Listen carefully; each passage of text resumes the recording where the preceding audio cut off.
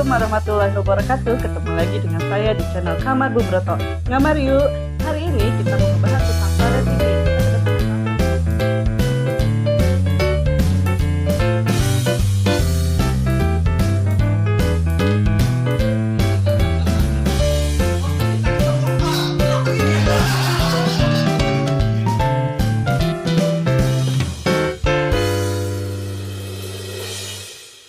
Ngamar yuk. Hai, Assalamualaikum warahmatullahi wabarakatuh. Ketemu lagi dengan saya Teh Nai, ibu-ibu yang berjiwa muda. Hari ini saya kedatangan narasumber yang mau bercerita tentang pengalaman kisah mistisnya nih. Pasti seru banget. Tapi di balik kisah mistisnya ada satu pesan yang akan disampaikan oleh narasumber ini. Ini pasti keren banget. Hai Teh. Selamat datang di Kamar Bu Broto. Selamat datang ke Teh untuk dulur-dulur semua yang pengen berkenalan sama Teh. Hai semuanya, saya Acit. Tinggal di Oke, Teh, sebelum bercerita saya mau berterima kasih untuk dulur-dulur di sana yang di rumah yang sudah mengklik video ini dan sudah subscribe, like, comment, serta share ke dulur-dulur yang lain. Saya doakan semoga sehat selalu, diberikan kelancaran, dimudahkan segala sesuatunya. Oke, tadi kita mulai ceritanya. Apa sih yang mau diceritain di Kamar Bu Broto ini? Dari yang mana dulu nih kita mulai? Boleh? Mulainya dari mana nih? Maksudnya cerita mistis yang dialami sama Teteh. Terus sebelumnya juga merinding nih. Ya, ini bahaya nih, gimana nih? Harus ada ini nih yang mendukung nih dari di belakang layar. Ada kan ini ada tenang aman ya, aman. Oke, Teh, gimana Teh? Jadi gini ya, ini pengalaman pribadi saya. Jadi ceritanya mengenai papa saya sendiri. Jadi tahun 2018 aku tuh 4 bersaudara. Tapi semuanya tuh pada pindah-pindah yang nggak barengan gitu. Yang satu di luar kota, yang satu di masih sekitaran Bandung juga, dan saya sendiri di Dago. Nah, saya waktu itu kan bapak tuh sering sakit-sakitan gitu. Sakit-sakitannya tuh di luar logika lah. Jadi kayak sakit sembuh lagi gitu. Nah, setelah itu di saat satu ketika ada yang aneh gitu dengan sakitnya bapak. Kenapa kok udah sakit? Udah sakitnya udah parah banget, sembuh lagi. Terus akhirnya kan nanya lah ke bapak, Pak kenapa sih kok aneh gitu, sakitnya yang bukan di luar kedokteran, ilmu kedokteran lah ya. Percaya nggak percaya, akhirnya suatu saat bapak bilang kayak gini, iya bapak tuh punya apa namanya, bobogaan lah, kata bahasa Sundanya. Maksudnya apa tuh bobogaan? Tahu terasa ya, kegaduhan jangan sama aja. Kegaduhan tuh. Jadi punya ilmu lah ya, entah ilmu apa semasa hidup mudanya. Jadi ya emang bapak tuh ganteng, lihat aku aja cantik kan. Kening bawaan tuh biasakan komen dulu yang mengakui Teh cantik, silakan komen. Nah setelah itu aneh bapak tuh, tapi kesannya tuh kayak apa ya, ke aku tuh kayak yang ngegoda banget gitu pokoknya. Jadi selalu hawanya tuh panas gitu. Jadi aku kayaknya pengennya tuh rasanya marah banget ke bapak. Pokoknya ada yang bikin setiap harinya bapak tuh kesel gitu. Jadi kayak berantem lah, apalah, walaupun halnya tuh sepele, tapi bawaannya pengen ngegas gitu ke bapak. Lagi posisi udah sakit. Udah sakit. Dan akhirnya udahlah aku yang ngurus gitu kan, karena yang mereka pada jauh nih. Akhirnya aku ngurus bapak. Ya udahlah, aku cerita dulu kan sama suami. Gimana nih aku ngurus bapak? Ya udah nggak apa-apa. Kamu ikhlas lillahi ta'ala. Yaudah akhirnya aku ngurus bapak tuh. Nah setelah gitu bapak tuh sakit. Terus satu ketika pernah sakit yang benar-benar parah banget, sampai bapak tuh pernah minta gini, tolong balurin bapak pakai daun apa, kelor. Waktu itu posisinya malam-malam. Waktu itu aku masih punya anak yang masih bayi. Mau gak mau lah dari rumah tuh cepet-cepet datang ke rumah bapakku gitu. Pas waktu itu, kenapa pak? Pokoknya bapak udah gak kuat katanya gitu. Gak kuat kenapa ya, pokoknya cariin itu daun kelor. Nyari daun gitu kan di sekarang susah lah gitu. Tapi akhirnya ya dengan itu Allah kasih jalan, ada tiba-tiba. Terus bapaknya sendiri yang kasih ke mukanya gitu. Dinin, Pak kenapa? ya pokoknya ini pakai ini tolong bacain surat ini. Akhirnya aku nurut, tapi tetap masih ada gitu. Dan akhirnya aku bilang ke adik-adiknya bapak, gimana nih bapak kok gini aja, siapa tahu tuh kali ada yang bisa gitu. Dan akhirnya ke adik-adik bapak tuh ya udah mengusahakan satu sama lain, nih aku ada kenalan nih yang bisa ini. Akhirnya kebesokannya didatangin lah semuanya, didatangin nih dari yang mana, dan akhirnya satu orang tuh bilang gini, Neng, ini mah gampang, cuma tinggal pakai yang kayak gini aja bisa ngilang gitu. Aku yakin aja dulu, yang namanya juga ikhtiar ya. Akhirnya udah dilihat aja, oh ini udah segala macam pun aku beli lah ini. Tapi akhirnya bapak tuh jadinya yang tadinya benar-benar kuat, tiba-tiba lemah aja, nggak berdaya sama sekali. Ya kata aku gini, ya udahlah daripada kayak gini kan takut juga, akhirnya manggil ke dokter lah. Ya udah dari pihak keluarga akhirnya manggil kita ke rumah dokter, dicek waktu itu pakai kan takutnya COVID kan, suhunya udah panas, semuanya udah ini. Nggak ada apa-apa, ini normal, dari gula, dari segala macam normal. Gimana kalau bawa ke rumah sakit? Nggak bisa sembarangan kan, waktu itu dibawa ke rumah sakit. Ya udah akhirnya kita dirawat di rumah dengan aku bolak-balik Dago Pajajaran. Pas udah gitu, satu ketika tuh aneh banget, kenapa kaki bapak tuh dikerubutin semut banyak banget dari kaki sampai ke badan. Kenapa? Semut kecil, semutnya kecil yang merah. Kan itu gatel banget, tapi bapak nggak ngerasain apa-apa. Bapak tuh tubuhnya kaku aja, nggak bisa gerak. Tapi sadar, cuman setengah enggak. Dan akhirnya aku panggil lagi lah dari dokter, dicek gula darah normal, segala macam normal. Tapi kan nggak mungkin ya kalau di rumah terus gitu kan, kalau di rumah sakit udah ada yang menanganinya.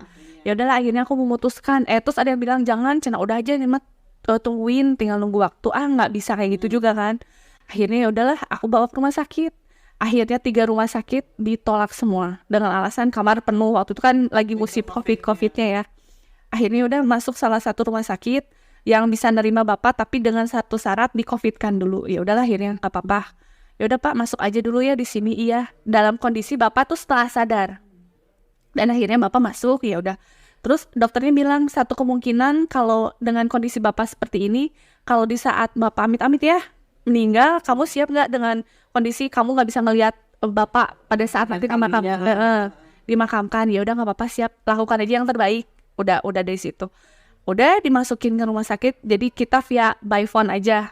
Pas dari rumah sakit telepon, bapak katanya malam itu harus dibutuhin buat nafas gitulah, dibolongin apa. Gimana, setuju nggak? Setuju aja, lakukan yang terbaik buat bapak saya. Akhirnya setuju, udah. Tapi kebesokan ini telepon lagi, bisa ke rumah sakit nggak? Ada apa lagi? Aku udah nggak enak aja.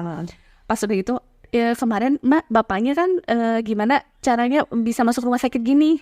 Ya kemarin nggak apa-apa Pak, kakinya cuma dikerubungin semut doang, tapi kan di sini di COVID kan. Ya ini Bapak punya riwayat penyakit apa aja? Padahal Bapak nggak punya penyakit riwayat apapun. Dari kemarin dicek gula darah normal dan apapun sekarang normal. Ya, dan sekarang nih Bapak tuh normal gitu. Nggak ada ya kayak orang yang kemarin abis di ICU, tapi sekarang dengan keadaan normal. Oh, itu koma. Dia masuk. Iya. Kondisinya koma. Udah koma, udah di bor di bagian sini ya. Tiba-tiba bapak tuh sadar, kayak dicek segala macam asam urat dan lain-lainnya tuh sembuh gitu. Saya aneh loh, ini penyakitnya apa? Aku kan bingung jawabnya. Ya saya juga nggak tahu dong. Ya udah kita observasi lagi ya, kita pindahin lagi ke ICU. Waktu itu nggak tahu lah, pokoknya dimasukin lagi aja ke situ. Tiba-tiba di situ bapak ngamuk dong. Padahal kondisi baru diturunin dari yang koma itu ya. Biasanya kan Bu, ini biasanya kalau kayak gini nggak sadar loh Bu. Tapi kenapa tenaga bapak ibu kenceng banget, sampai akhirnya bapak tuh ditali 2 kamar. Dia tuh ngamuk teriak-teriak. Iya, ngamuk teriak-teriak, pengen pulang. Awalnya yang pengen masuk rumah sakit, kesini kan bapak bilang ya udah mau ke rumah sakit, tapi kan di rumah sakit ternyata nggak ada apa-apa. Ya udah nanti saya observasi lebih lanjut, karena bapak tuh mau nunggu 2 adik aku pengen ketemu. Terus kata yang bisanya itu, iya katanya pengen dulu ketemu adiknya gitu, biar bapak kesananya tenang gitu. Aku di situ memang udah ya udahlah pasrah aja gitu. Pas dilihat bapak adalah adik aku 2, tapi ternyata setelah melihat adik aku tuh bukannya malah membaik, malah menjadi gitu. Wah, ya marah-marah lah segala macam, tapi akhirnya memang sembuh gitu. Cuman dengan kondisi udah dipindahkan ke kamar biasa, ditali ininya tangannya, karena suka ngamuk. Ngamuk-ngamuk itu tapi ada kata-kata yang keluar. Ada, katanya pengen pulang. Hanya cuma Aing lamun balik, kata bahasa Sundanya ya. Aing lamun balik, dahar ati ati embe, apa gitulah ya. Aing cager deui gitu kata-katanya. Makanya kata-katanya ngapain sih? Terus minta waktu itu, hayang buah-buahan, cenah gitu. Akhirnya kita beliin lah semangka, itu yang namanya makan semangka. Kalau orang yang normal kan ya biasa aja gitu. Tapi ini kayak yang binatang monyet lah ya, kayak yang baru nemu makanan gimana sih makannya, wah kayak gitulah. Makanya aneh, bapak jalan malu-maluin gitu. Dan akhirnya ya udahlah kata terus dokter nyaranin, Mbak gimana kalau kita kasih ke psikiater, takutnya bapak kena gangguan jiwa. Oh silakan, lakukan yang terbaik aja, gimana nurutnya dokter. Akhirnya besokannya ditanyalah, bapak tinggalnya sama siapa, dan gini.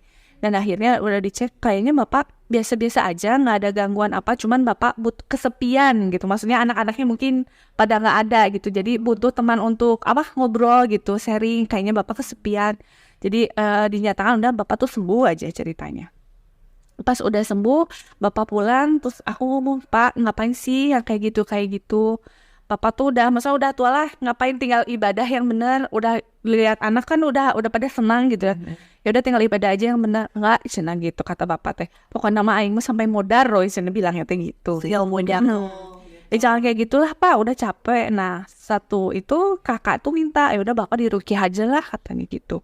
Punya ilmu apa sih yang sampai maksudnya kuat banget gitu, udah sembuh, sakit sembuh lagi gitu kan. Nah, pada saat mudanya itu bagaimana? Jadi si ilmu itu tuh waktu mudanya itu seperti apa sih Bapak? Iya, nah akhirnya kan bapak diruqyah tuh. Ceritanya pas diruqyah akhirnya bapak tuh bilang kalau bapak punya ilmu sancang-sancang gitulah pokoknya mah, sudah memasuki ke-7 gitu. Cuman dia nggak sanggup, jadi sampai di situ aja gitu. Oh, nah nih Lur yang tahu nih tentang ilmu sancang, mangga di komen nih, kalau saya sih kurang paham ya gitu tentang ilmu.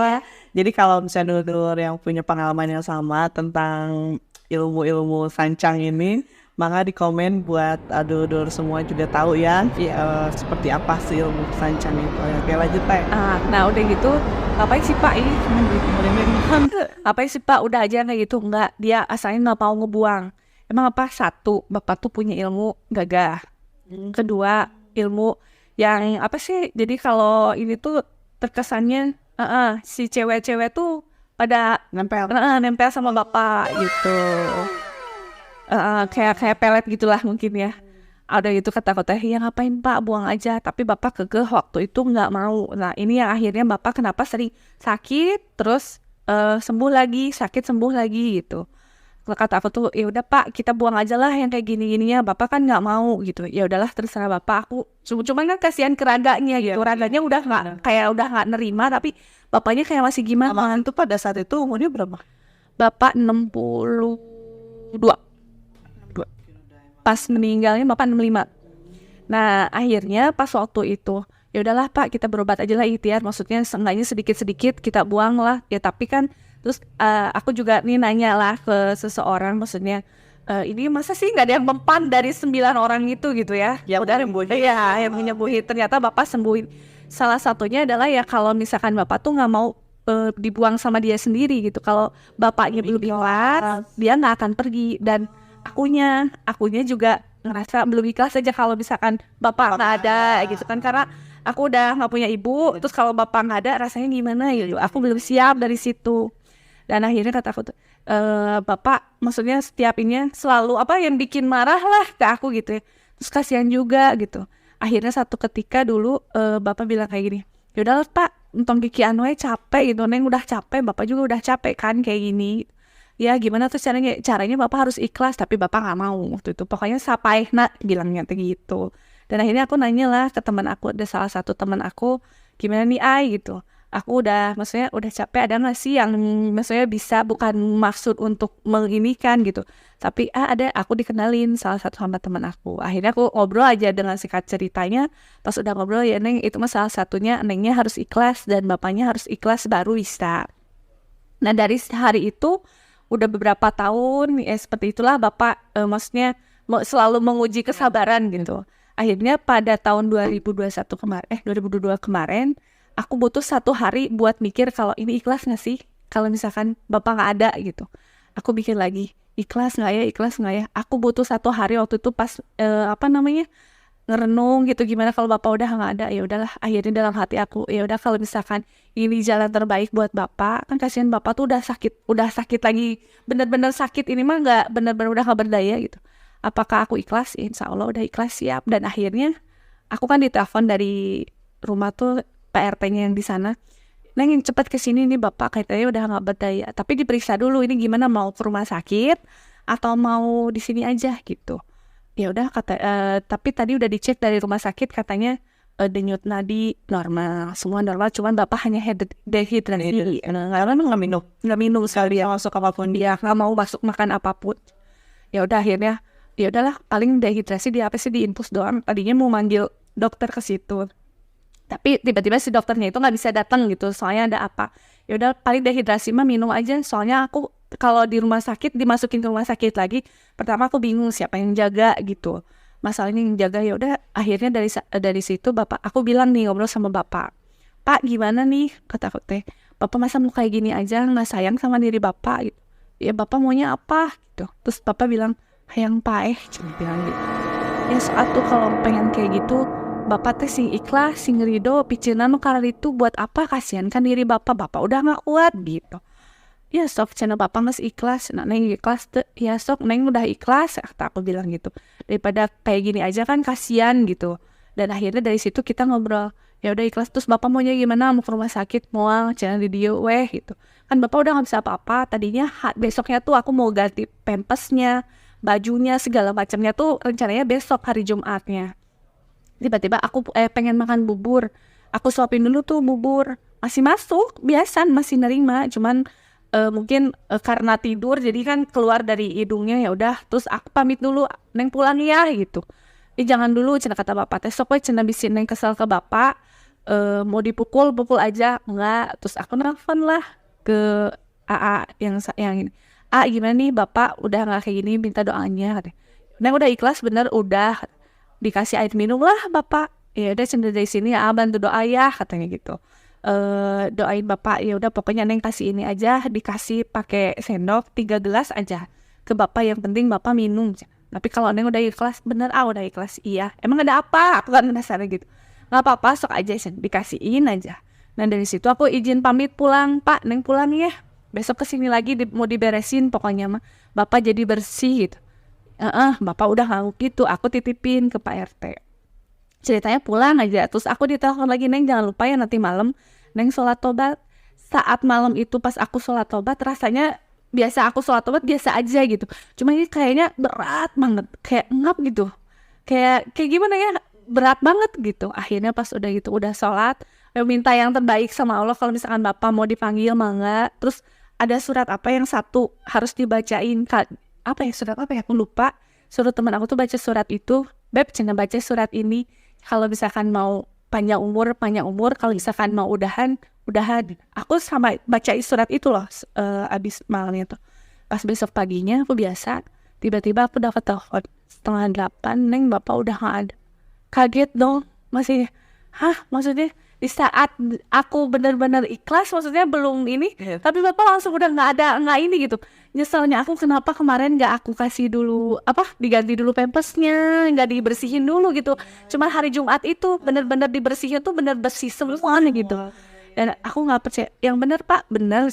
Nengnya tadinya mohon mangga, aku tiba-tiba kesana, bener bapak udah bener-bener ya udah nggak ada. Terus ngelihat mukanya tuh udah bersih banget, kayaknya emang sebelumnya udah ngebuang dulu gitu, kayaknya sebelum ini udah ganteng ganteng aja, pokoknya nggak ada ini.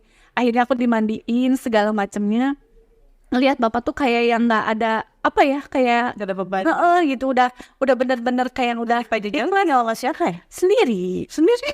jadi waktu pada saat meninggal tuh nggak ada yang ada aku nitip ke Pak RT. Jadi itu ya sama, jadi Pak RT yang bolak-balik, iya Pak RT yang nyaksiin. Pak RT datang ke rumah tuh udah keadaan meninggal Belum, Pak RT mau ngasih sarapan. Tadinya kan rencananya aku hari itu tuh mau beres-beres semuanya, terus aku mau cari seseorang yang benar-benar bisa ngejaga bapak. Di situ ternyata nggak ada gitu. Pas Pak RT kesana mau ngasih sarapan, tiba-tiba bapak udah ngorok katanya gitu, masih nggak percaya.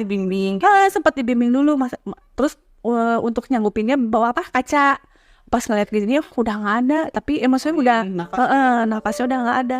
Dari situ gimana ya udah benar-benar di saat aku udah ikhlas semuanya, tiba-tiba bapak juga maksudnya udah langsung ikhlas semuanya. Nah dari situ juga aku benar-benar berpikir kalau misalkan kita di saat akunya benar-benar ikhlas, tiba-tiba kenapa langsung secepat ini gitu, perginya nggak gimana gitu.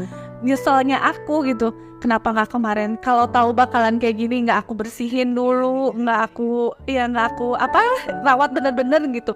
Tapi alhamdulillah dengan itu semuanya berjalan ya lancar lah, banyak yang sayang, banyak yang anterin juga kemarin banyak, terus yang ngedoain juga ya alhamdulillah ya banyak lah, luar biasa gitu. Meninggalnya juga di hari Jumat ya? Iya, meninggalnya juga pas di hari Jumat, bener-bener bersih sampai yang memandiin aja bilang, wah si aku kan panggilan bapakku Akungnya, si Akung ganteng, emang bener kukunya juga udah dia potongin sendiri, kuku, jadi udah nggak ada kan dibuang kotorannya, udah nggak ada kotoran. Hari itu pas besoknya mau meninggal tuh di aku tuh keluar dulu kotoran, buang dulu, pokoknya bikin aku marah, tapi hari itu aku nggak marah.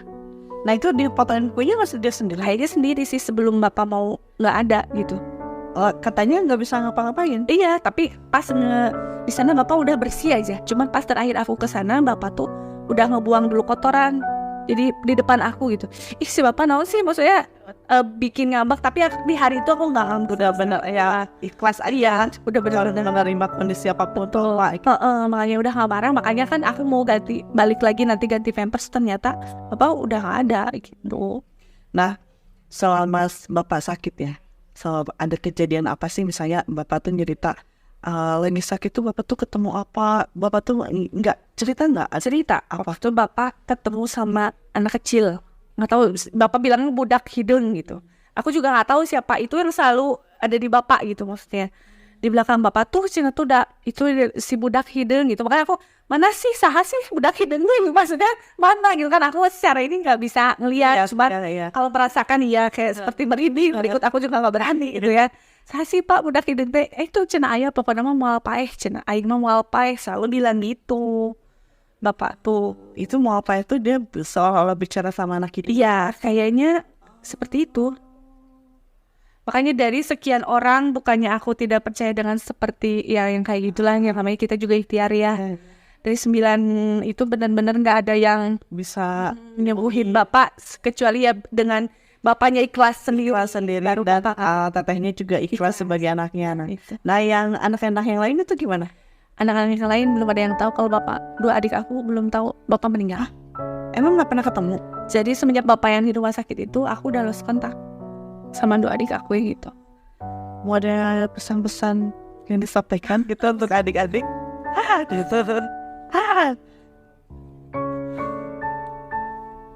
Ada tisu nggak? Sedih kalau doang. Udah.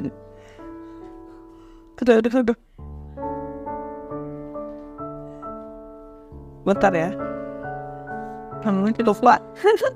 Saya pikir horor. Jadi tidak sedia tisu. Sudah.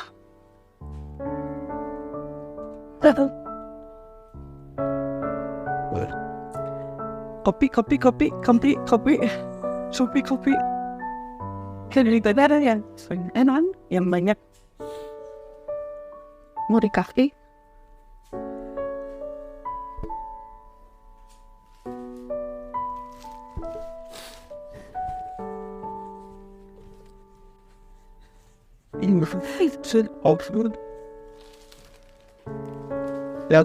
Minum dulu teh.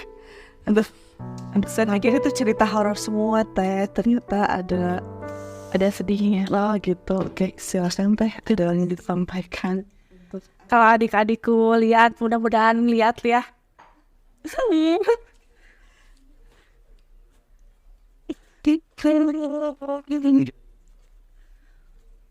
Kalian semoga bisa hubungi teteh ya. Karena kita udah gak punya siapa-siapa lagi. Bener. Mama, bapak udah gak ada. Kalian harus tahu kalau papa sekarang udah nggak ada. Kita mau berpegangan sama siapa lagi? Aku harap kalian dimanapun kalian berada, kalian sehat. Kalian yang penting sehat sih dimanapun kalian berada. Ingat jangan pulang ya. Udah mau nikah semua? Yang satu udah nikah, yang satu belum. Perempuan? Dua-duanya? Kita perempuan semuanya. Terakhir ketemu yang bapak sakit parah itu, yang di rumah sakit, yang minta pengen ketemu. Nah terakhir ketemu itu udah nggak pernah ketemu lagi. di luar kota atau? Ya di luar kota. Aku udah coba cari telepon kemanapun, mereka udah lost kontak, sosmednya udah aku hubungi tapi nggak bisa, nggak aktif semuanya. Dari semenjak itu aja, dari semenjak bapak sakit parah itu udah lost kontak semua. Nah yang sudah menikah itu Sama, ada keluarga laki-laki yang suaminya nggak tahu. nggak kenal, maksudnya Ya nggak tahu gitu. Jadi keluarga suaminya kita nggak deket gitu. Jadi aku nggak tahu dianya di mana meninggalnya, aku nggak tahu. Panjang lah itu ceritanya. Oke, nanti mungkin ini ada sesi berikutnya ya untuk menceritakan tentang keluarga, mungkin itu lebih personal kali ya teh ya. Oke teh, ada ceritanya nggak bisa ngomong apa-apa nih kalau udah urusan keluarga gitu. Ternyata ada cerita lain di balik cerita Mrs. ini ya gitu. Berarti benar-benar tante tuh sekarang sendiri ya? Iya tuh, sendiri. Jadi memang tergantung ke suami lah ya gitu ya. Gimana tuh sama suami. Itu anak tuh berapa teh? 2. Paling besar? Sekarang kelas 3 SD, 9 tahun. Sama anak saya. Aduh teh, jangan kuat ya teh ya. Dan kita lanjut lagi nih karena penasaran dengan kisah bisnisnya gitu. Setelah kepergian bapak tuh ada hal apa lagi sih? Setelah kepergian bapak tuh aku jadi ngerasa lebih sensitif aja gitu. Jadi kayak semacam apa ya, sensitif aja sih kalau mengenai hal-hal yang berbau Nurul ya. ya di luar nurul itulah pokoknya sensitif banget. Jadi aku pernah nih ya, waktu pas pulang malam-malam nih, ceritanya aku habis dari mana ya, habis main nih sama teman-teman. Malam pulang kan di rumahku tuh kaca gede ya, ada kaca gede ya, cermin. Jadi kalau kaca tuh enak lah, gede banget gitu. Pas aku pulang malam-malam, tiba-tiba biasa aja kan, lampu tengah tuh suka dimatiin kalau malam. Aku masukin motor, biasa masukin motor. Tiba-tiba aku nggak mau nyalain, biasanya aku nyalain dulu, ini enggak, males ngapain sih gitu. Tiba-tiba pas udah naruh motor, helm aku taruh, tiba-tiba kok di kaca kayak, aku kan minus ya, nggak pakai kacamata waktu itu.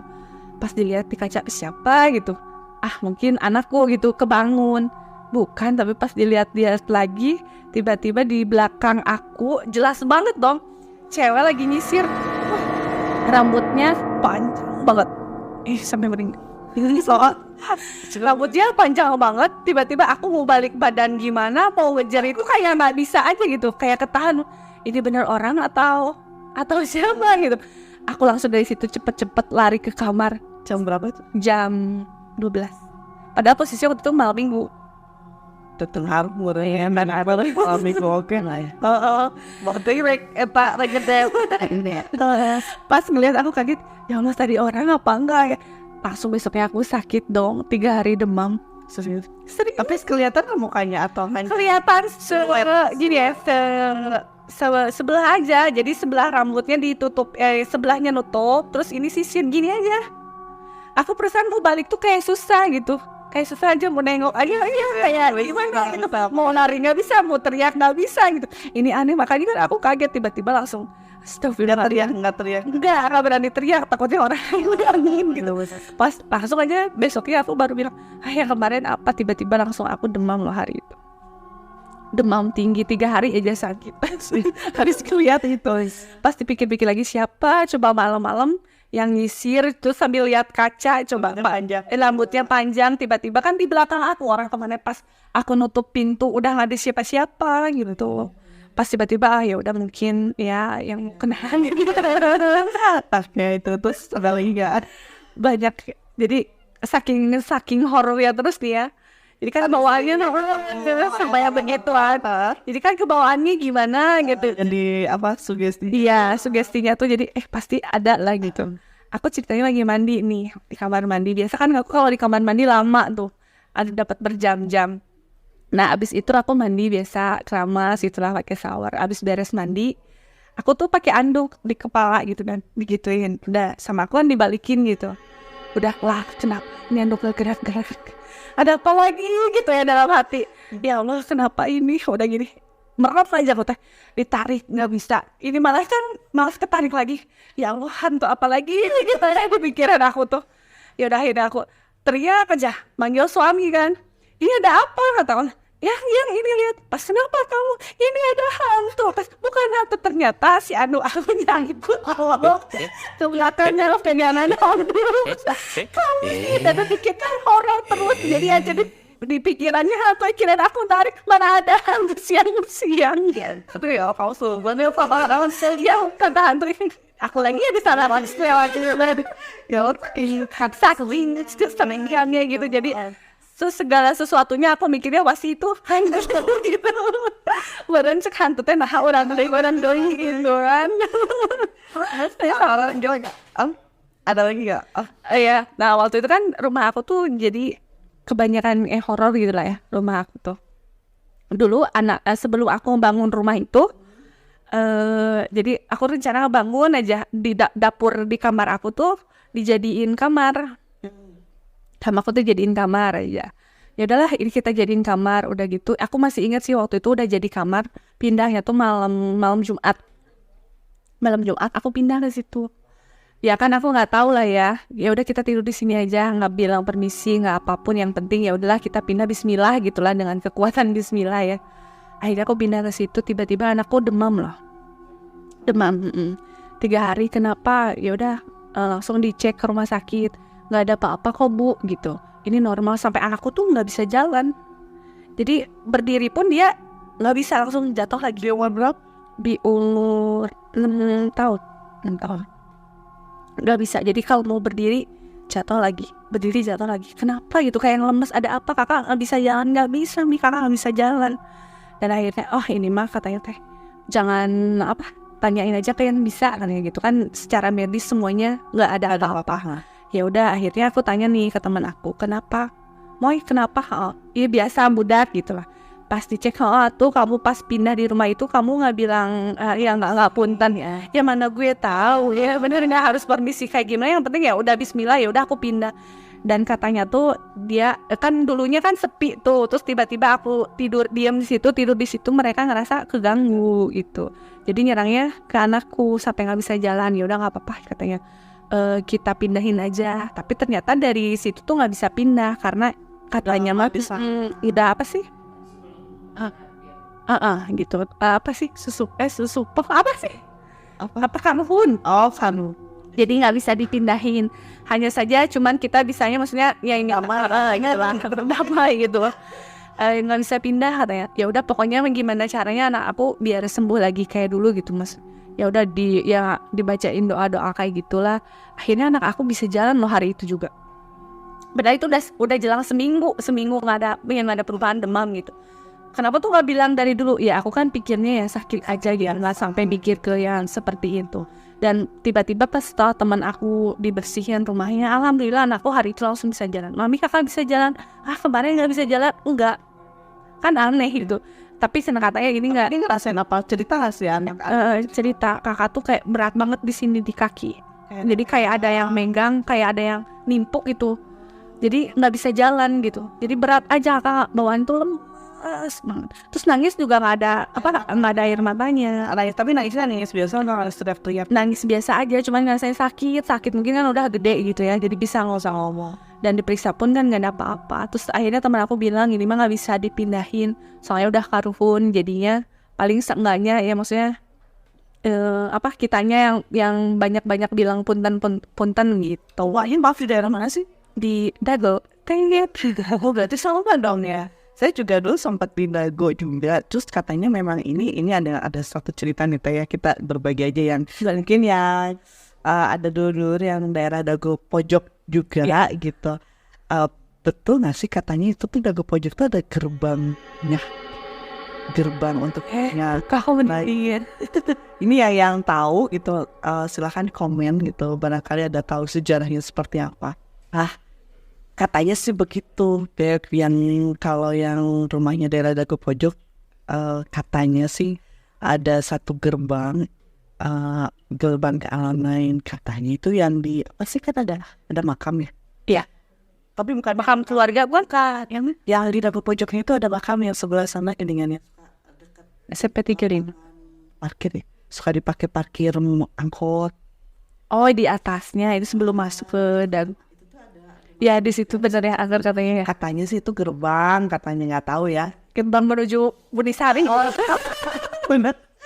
Jadi ya dulur-dulur yang rumah itu Dago Pojok yang punya sejarah, tahu sejarahnya Dago Pojok, silahkan lah gitu. Tapi ya saya alamin Beb ya, kalau malam tuh mesti punya bis sudah.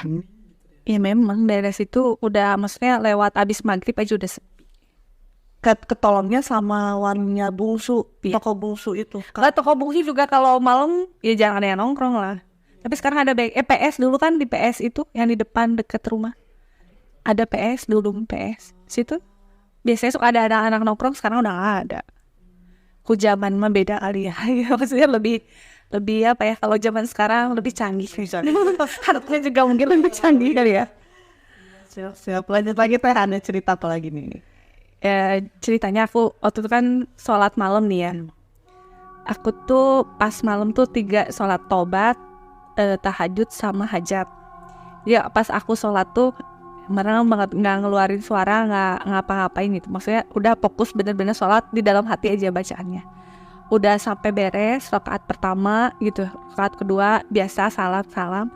Pas yang terakhir aku sholat hajat, tiba-tiba pas aku balik, asalnya kan balik sholat tuh ke kiblat kan, tiba-tiba aku jadinya baliknya ke kanan loh. Udah badan aku tuh udah kayak ada yang mindahin gitu. Posisi sejadah ikut juga. Sejadah tetap kayak gitu, cuman hanya badan aku aja yang kebalik. Jadi pas aku assalamualaikum terakhir nih, assalamualaikum, baru kan aku melek gitu. Nah pas melek tiba-tiba badan aku udah ke pinggir. Siapa coba yang mindahin gitu? Tuh, nggak sadar mungkin kamu. Ya maksudnya namanya sholat kan aku husuk gitu kan ya, aku sama Tuhan aja gitu. Tapi pas aku balik merem, kan masih merem tuh, posisi kan merem. Pas aku udah salam pas balik lagi aku posisinya udah balik ke kanan. Kaget sih, astagfirullah. Kan kalau katanya sholat malam memang selalu banyak gangguan kan ya. Biasalah kayak gatel, terus ada yang kayak niup, ini merinding sih udah biasa aja gitu. Aku udah jadi makanan sehari-hari lah gitu. Cuman yang anehnya pas aku terakhir sholat itu langsung tiba-tiba kebalik aja gitu. Jadi baliknya ke kanan. Itu pas sholat terakhir aja, pas yang sholat hajatnya itu, sholat taubat sama tahajudnya masih biasa aja gitu. Pas terakhir sholat itu, terakhirnya ya tiba-tiba balik ke sana. Entah siapa yang balik. Padahal kalau dibalikin kan kerasanya berat ya gitu. Tapi tiba-tiba ini siapa yang mindahin ya? Aku juga nggak tahu sih. Kadang hal kayak gitu tuh memang di luar tuh kita nggak bisa Nggak bisa prediksi ya. hal gitu. Terus hal-hal yang benar-benar di luar tuh emang perlu nggak bisa dilihat secara logika ya gitu. Aneh lah ya, bagaimana tuh itu kita nggak bisa tahu lah ya. Aneh tapi nyata gitu. Mau percaya gimana, tapi memang kan yang gaib itu ada gitu. Jadi kalau mau percaya sekalian, enggak juga enggak gitu. Kadang-kadang kan kalau aku ngomongnya sompral gitu lah. Jadi naon sih gitu. Kalau udah kelihatan kayak gitu baru aku percaya gitu. Kalau yang gitu tuh ada gitu. Jadi sebenarnya kalau sensitifnya tuh hanya rasa aja gitu. Jadi kayak yang kenal suara-suara yang kayak gitu ya sensitif aja gitu. Cuman kalau lihat itunya mah jangan sampai lah yang terakhir aja itu aku nggak lagi. Iya, yang nyisir itu. Itu. Nah, ada pernah Bapak datang ke mimpi atau begini? Ya kadang-kadang aku suka datang mimpinya, tapi kadang-kadang nggak ngomong sih ya. Tapi terakhir kali aku pernah Bapak ngimpi, di dalam mimpi aku tuh Bapak mau pulang kemana gitu. Pulang kemana? Ya udah kan pulang aja daripada ke Pajajaran, udah ke Dago aja gitu, aku bilang gitu. Selalu ngimpinya gitu, Bapak pulangnya kemana gitu. Ternyata ya ada satu hal di rumah aku yang di Pajajaran. Mungkin tuh. Jadi ada satu pesan lah ya yang tersirat dari mimpi itu. Itu privacy lah, nanti takut di ini kebijakan. Karena melibatkan banyak pihak ya. Nanti manjang Itu gitu. jadi viral lagi. Oke, ini sebenarnya pengen banget dengar cerita yang banyak, cuman karena waktunya terbatas banget ya, gitu. Terima kasih udah datang ke sini mau berbagi cerita sama di rumah. Semoga apa yang Teteh ceritakan jadi apa yang satu pelajaran untuk dulu di sana di rumah tentang dunia mistis atau misalnya ilmu-ilmu atau bagaimana yang dikatakan. Ada pesan nggak untuk dulu di rumah? Merinding. Pesan-pesannya adalah ya kalau ya punya ilmu seperti apalah gitu ya, tolong jangan yang ya memang masih musim gitu ya, tapi maksudnya di era zaman sekarang juga ternyata masih ada yang seperti itu. Jangan sampai dibawa meninggal lah, maksudnya udahlah ya berat, yang nggak bisa jalanin udahlah, jalanin kehidupan yang seperti normal aja Itu terus ya pesan untuk para indiho indiho.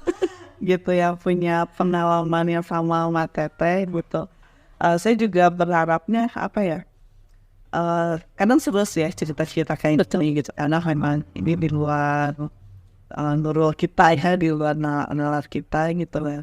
Saya juga senang banget nih kalau ada tamu saya datang ke sini ceritanya tentang di luar nurul kita gitu. Buat teman-teman atau yang mau jadi narasumber di Kamar Bugoto ini, silakan hubungi admin kita di deskripsi. Komen aja di situ. Komen juga.